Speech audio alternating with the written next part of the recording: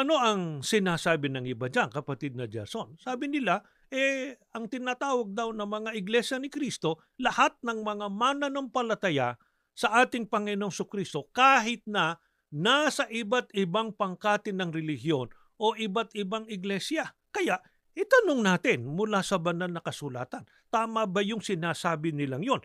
Ilan ba at alin ang pinatutunayan ng ating Panginoong Kristo na tunay na iglesyang Kanya? Pakinggan po natin ang sagot po sa atin ng Panginoong Hesukristo sa Mateo sa 16 at ang talata po ay 18. Ganito po mababasa natin.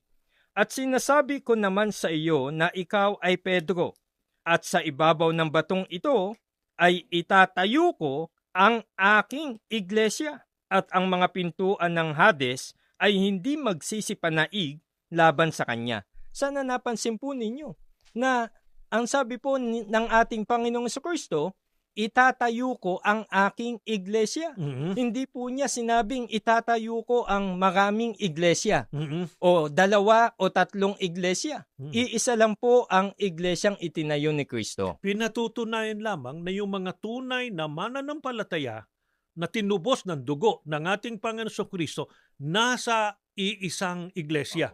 Kasi iisa lamang ang iglesyang itinatag ng ating Panginoong Kristo. Hindi po totoo na nakakalat ang mga kaanib sa iglesia ni Kristo nasa iba't ibang relihiyon o nasa iba't ibang iglesia. Hindi po, kasi iisa lamang po ang tunay na iglesyang itinatag o itinayo ng ating Panginoong Kristo. Kaya nga sabi niya, itatayo ko ang aking iglesia.